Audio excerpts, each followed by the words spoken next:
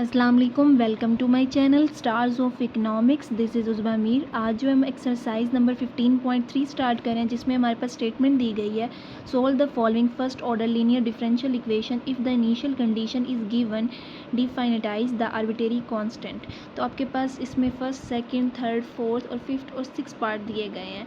Basic हमारे पास six part दिए गए हैं, जिसको हमने टू मेथड से सॉल्व करना है। एक आपके पास होमोजीनियस मेथड है और एक आपके पास नॉन होमोजीनियस मेथड है। अगर इसी एक्सरसाइज के पीछे आप ओपन करें, पेज नंबर आपके पास है 483। तो ये जो आपके पास होमोजीनियस और नॉन होमोजीनियस का केस है, इसके अंदर जो आप इक्वेशन यूज़ करेंगे उसमें आप यूज़ करेंगे यू टी और डब्ल्यू टी के ज़रिए डिफरेंशियल इक्वेशन को यूज़ करेंगे। तो यहाँ पे आपके पास इक्वेशन दी गई है d y over d t positive u into t y then equal to डब्ल्यू इंटू टी। बेसिकली हमारे पास इस एक्सरसाइज में टू केस है, एक होमोजीनियस केस है आपके पास और एक आपके पास नॉन होमोजीनियस केस है। जिसमें आपके पास अगर जो होमोजीनियस केस है, इसमें आपके पास इक्वेशन होगी d y over d t positive u into t y आपके पास इक्वल होगा ज़ीरो के। तो उसके लिए जो आप फार्मूला यूज़ करेंगे वो आप ये वाला फार्मूला यूज़ करेंगे। और जब आपके पास नॉन होमोजीनियस केस होगा, लाइक आपके पास जो टर्म यहाँ पे यूज़ हो रही है ज़ीरो, यहाँ पे आपके पास बताया गया जो डब्ल्यू टी है, डब्ल्यू इंटू टी है, उसकी प्लेस पर यहाँ पे ज़ीरो यूज़ हो रहा है। जबकि जो आपके पास नॉन होमोजीनियस का केस होगा, उसमें आपके पास डब्ल्यू इंटू टी जो है वो आपके पास नॉट इक्वल टू ज़ीरो होगा। तो उसके लिए जो आप फार्मूला यूज़ करेंगे वो आप ये वाला फार्मूला यूज़ करेंगे। इन्हीं के अकॉर्डिंग हमने क्वेश्चन सॉल्व करने हैं, जो आपके पास 6 पार्ट क्वेश्चन दिए गए हैं। तो देन अपने क्वेश्चन की तरफ हम जाते हैं। तो ये हमारी एक्सरसाइज यहाँ पे मौजूद है, जो आपके पास है 15.3, जिसमें हमने होमोजीनियस केस और नॉन होमोजीनियस केस के ज़रिए सॉल्व करना है और इनिशियल कंडीशंस को। जो आपके पास होमोजीनियस का केस था, उसमें आपके पास इक्वल टू ज़ीरो, यानी आपके पास डब्ल्यू इंटू टी जो है वो आपके पास इक्वल है ज़ीरो के। उसके लिए आप ये वाला फार्मूला यूज़ करेंगे। जहाँ पे आपके पास डब्ल्यू इंटू टी जो है वो नॉट इक्वल टू ज़ीरो है, तो उधर आप ये वाला फार्मूला यूज़ करेंगे। तो देन हमारे पास एक्सरसाइज का जो फर्स्ट क्वेश्चन है वो आपके पास है d y over d t positive 5y equal to 15। तो यहाँ पे हमने अगेन बताया था कि आप इस इक्वेशन में जो क्वेश्चन सॉल्व करेंगे डिफरेंशियल इक्वेशन के u इंटू टी और w इंटू टी यूज़ करेंगे। जबकि एक्सरसाइज नंबर 15.1 जो थी, उधर आपने इस प्लेस पर a यूज़ किया था और इधर आपने b यूज़ किया था। तो यहाँ हम यूज़ करेंगे u जो है आपके पास इक्वल है 5 के और w जो है वो आपके पास इक्वल है 15 के। तो इस क्वेश्चन के अंदर जो आपके पास w इंटू टी की जो वैल्यू है वो आपके पास नॉट इक्वल टू ज़ीरो है। नॉट इक्वल टू ज़ीरो है, तो उसके लिए हम जो फार्मूला यूज़ करेंगे वो हम ये वाला फार्मूला यूज़ करेंगे। तो यहाँ पे हम जो फार्मूला यूज़ करेंगे वो नॉन होमोजीनियस का फार्मूला यूज़ करेंगे, जो आपके पास है वाई टी इक्वल है आपके पास एक्सपोनेंशियल की power negative integration u d t, then bracket के अंदर ए पॉजिटिव इंटीग्रेशन डब्ल्यू एक्सपोनेंशियल की पावर इंटीग्रेशन फाइंड करनी है आपने u d t d t. तो यहाँ पे हम अगर अपनी इक्वेशन के अंदर देखें तो आपने इंटीग्रेशन फाइंड करनी है यू डी टी की। तो फर्स्ट हम यहाँ पे इंटीग्रेशन अलग से मैं आपको फाइंड करके बता देती हूँ कि किस तरह हमने फाइंड की है यू फंक्शन की इंटीग्रेशन। तो हम यहाँ पे हमने राइट की है यू डी टी, यू जो है वो आपके पास इक्वल है 5 के। तो हमने यहाँ पे राइट कर दिया यू की प्लेस पे 5।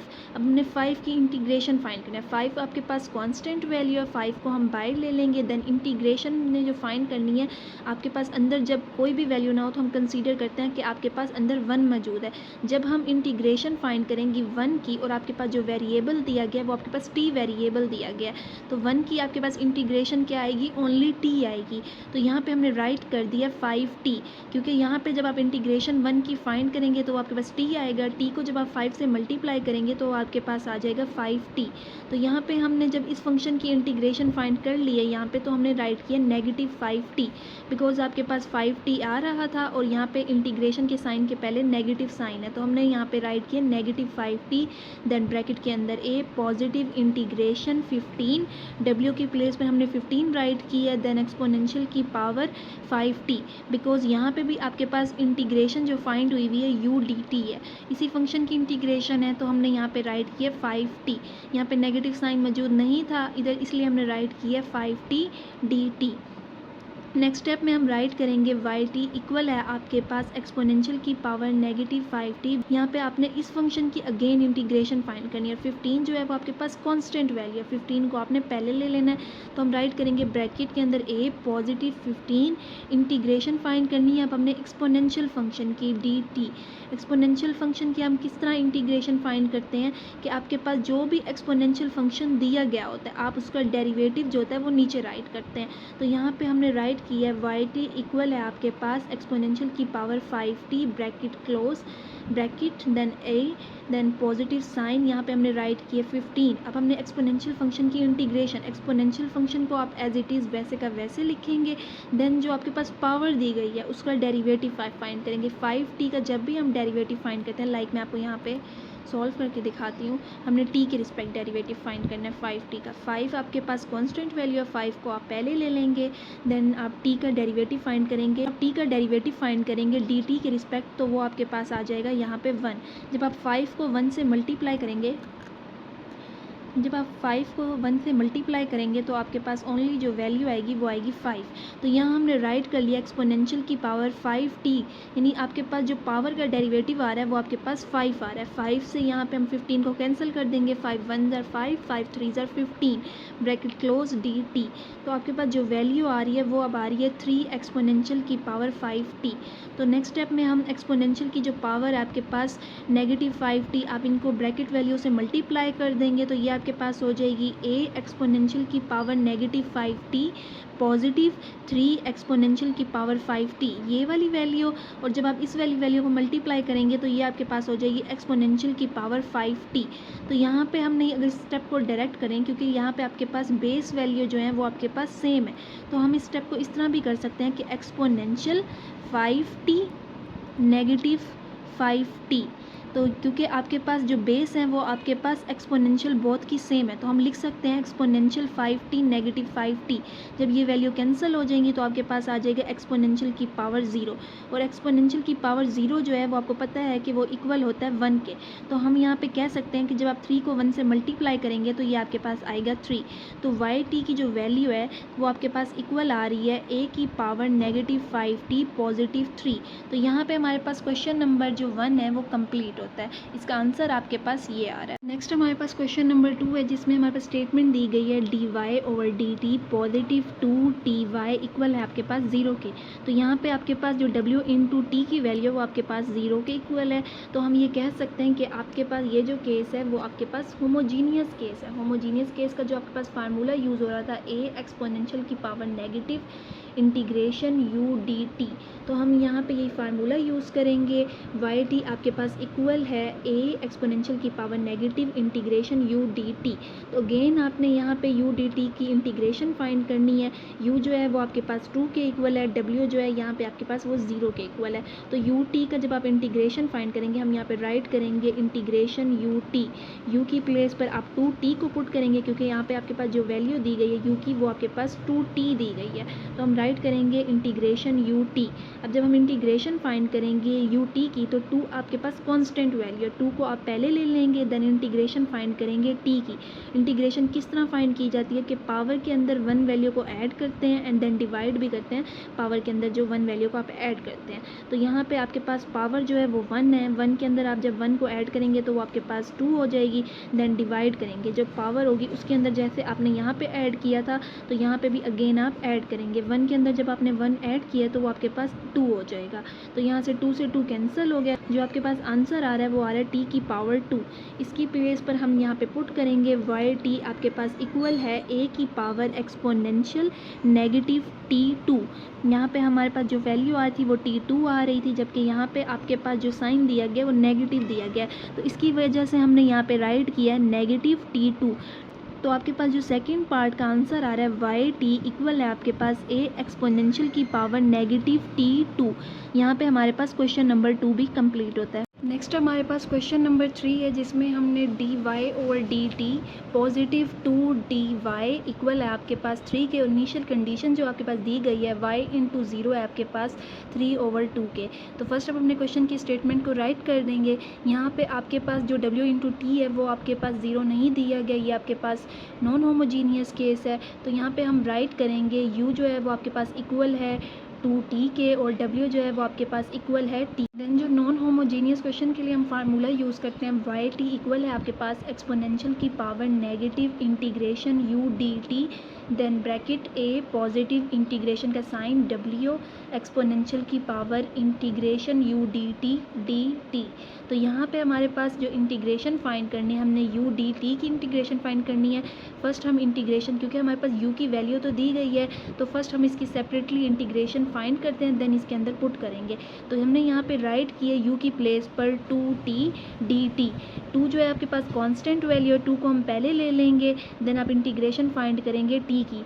जब भी हम इंटीग्रेशन फाइंड करते हैं t की, तो पावर के अंदर 1 वैल्यू को ऐड भी करते हैं और पावर के अंदर 1 वैल्यू को हम डिवाइड भी करते हैं। तो पावर आपके पास यहाँ पे 1 दी गई है, जब 1 के अंदर 1 ऐड करेंगे तो वो आपके पास 2 हो जाएगा, t की पावर 2 डिवाइडेड बाई 2, 2 से 2 कैंसिल हो जाएगा, ये आपके पास इक्वल आएगा t की पावर 2 के। तो यहाँ पे हम इस वैल्यू को पुट करेंगे, जो आपके पास इंटीग्रेशन की वैल्यू थी वो आपके पास आई है t की पावर 2।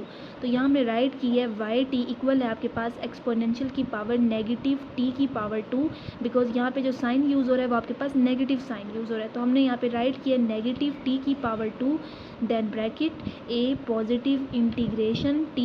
यहाँ पे t इसलिए राइट किया क्योंकि w की जो वैल्यू है वो आपके पास t के इक्वल है, तो इसलिए हमने राइट किया t एक्सपोनेंशियल की पावर t2। बिकॉज यहाँ पे भी हमने इंटीग्रेशन फाइंड करनी थी u फंक्शन की, तो उसकी प्लेस पे हमने राइट किया t की पावर 2 dt।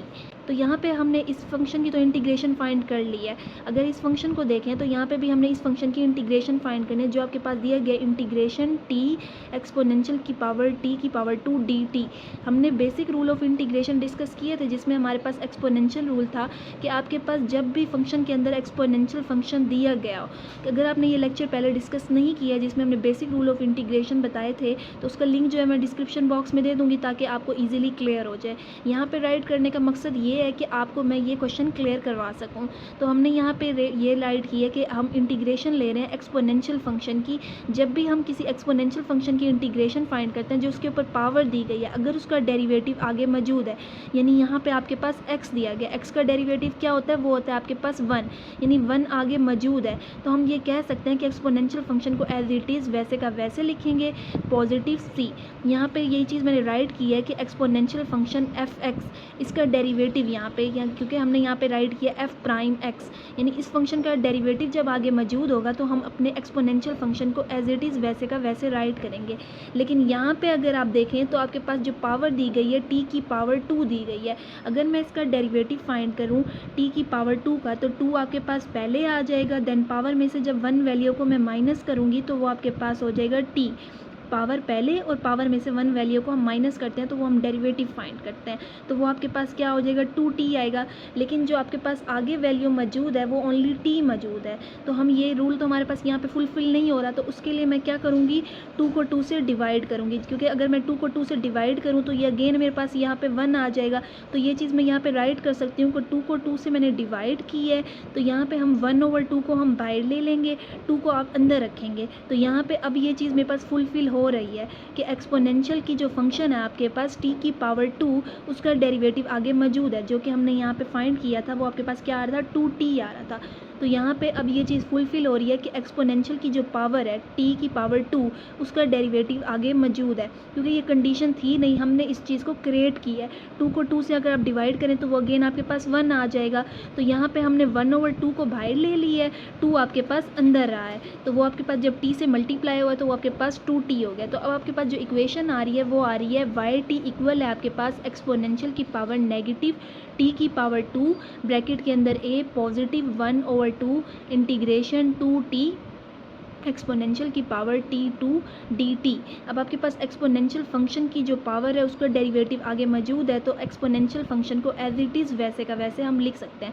तो यहाँ हमने राइट की है yt इक्वल है आपके पास एक्सपोनेंशियल की पावर नेगेटिव t की पावर 2, देन ब्रैकेट के अंदर a पॉजिटिव 1/2, और ये इसका जो डेरिवेटिव आपके पास आ रहा है वो आप जो आपके पास इसका इंटीग्रेशन आ रहा है वो आ रहा है एक्सपोनेंशियल की पावर t की पावर 2, बिकॉज एक्सपोनेंशियल t की पावर 2 जो है उसका डेरिवेटिव आगे मौजूद है, तो हमने फंक्शन को एज इट इज़ वैसे का वैसे राइट कर दिया।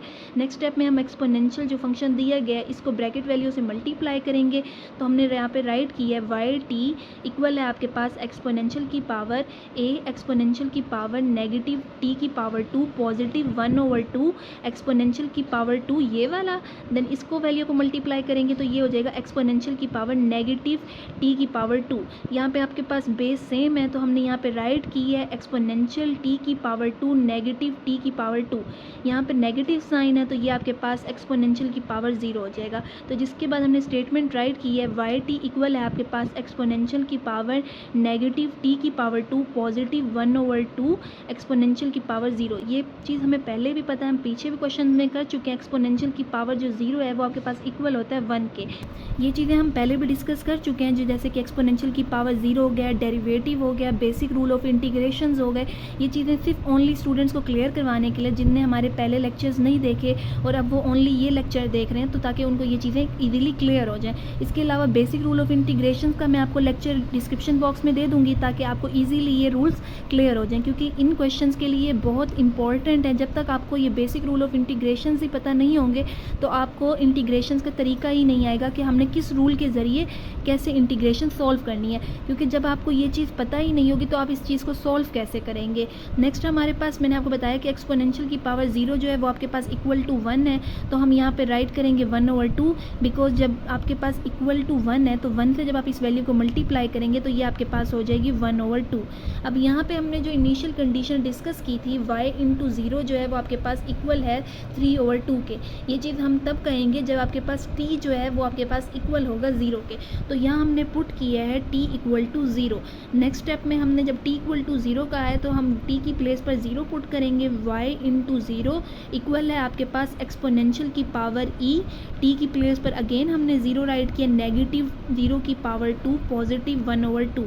अब यहाँ पे 0 की पावर 2 है, जब भी हम पावर आपके पास जो भी हो लेकिन आपके पास जो वैल्यू दी गई है वो 0 दी गई है, तो यहाँ पे आपके पास 0 आएगा। एक्सपोनेंशियल की पावर e की पावर 0, y इंटू जो 0 है वो आपके पास इक्वल था 3/2 के। यहाँ पे जो हमने देखा था कि ये आपके पास 3/2 के इक्वल है, तो यहाँ हमने राइट किया 3/2 इक्वल है आपके पास a एक्सपोनेंशियल की पावर 0 पॉजिटिव 1/2। एक्सपोनेंशियल की पावर जो 0 है वो आपके पास इक्वल होती है 1 के, जैसे कि हमने पहले भी डिस्कस किया था कि एक्सपोनेंशियल की पावर 0 आपके पास 1 के इक्वल है। तो हम यहाँ पे राइट करेंगे a 3/2 इक्वल है आपके पास a के पॉजिटिव 1/2। 1/2 को आप इस साइड पे ले जाएंगे, ये आपके पास नेगेटिव हो जाएगी। यहाँ पे हमने a की वैल्यू फाइंड करना है, तो हम यहाँ पे राइट करेंगे 3/2 नेगेटिव 1/2। यहाँ पे हम इस चीज़ का एलसीएम फाइंड करेंगे, 2 को आप नीचे राइट करेंगे बिकॉज यहाँ पे आपके पास जो नीचे वैल्यू दी गई है वो 2 और 2 दी गई है। जब आप इस 2 को 2 से डिवाइड करेंगे तो वो कैंसिल हो जाएगा, ओनली आपके पास 3 आ जाएगा। यहाँ भी जब आप 2 को 2 से डिवाइड करेंगे तो वो आपके पास 2 से 2 कैंसिल हो जाएगा, बिकॉज हम इस वैल्यू को इस वैल्यू से डिवाइड करते हैं, देन इस वैल्यू से हम मल्टीप्लाई करते हैं। तो 2 को जब आप 2 से डिवाइड करेंगे तो वो आपके पास कैंसिल हो जाएगा, ओनली आपके पास 1 आएगा। जब 3 में से आप 1 को माइनस करेंगे तो वो आपके पास 2 आएगा। तो आपके पास वैल्यू जो आ रही है वो आ रही है 2/2। 2 से 2 को आप कट करेंगे तो आपके पास जो a की वैल्यू है वो ओनली 1 आ रही है। अब a की वैल्यू को आप इक्वेशन के अंदर पुट करेंगे, जो कि आपके पास यहाँ पे हमारे पास yt की इक्वेशन दी गई थी, putting the value of a in equation. तो हम यहाँ पे राइट करेंगे y इंटू टी इक्वल है आपके पास 1 एक्सपोनेंशियल की पावर नेगेटिव t की पावर 2। यहाँ पे हमने जो 1 राइट की है वो हमने a की वैल्यू को राइट किया पॉजिटिव 1/2। नेक्स्ट स्टेप में हम राइट करेंगे y इंटू टी इक्वल है आपके पास एक्सपोनेंशियल की पावर नेगेटिव t2। जब आप इस 1 को 1 से जब आप 1 को e से मल्टीप्लाई करेंगे तो ये आपके पास हो जाएगा एक्सपोनेंशियल की पावर नेगेटिव t की पावर 2 पॉजिटिव 1/2। तो यहाँ पे हमारा लेक्चर एंड होता है। आज के लेक्चर में हमने क्वेश्चन नंबर 1, क्वेश्चन नंबर 2 और क्वेश्चन नंबर 3 को डिस्कस किया, एक्सरसाइज नंबर 15.3 की। नेक्स्ट जो लेक्चर होगा उसके अंदर हम क्वेश्चन नंबर 4, 5 और 6 को डिस्कस करेंगे। अगर इन क्वेश्चन के अंदर आपकी कोई भी कन्फ्यूजन है तो आप कमेंट सेक्शन में पूछ सकते हैं, आपको क्लियर करवाया जाएगा। ओके, थैंक यू, अल्लाह हाफिज़।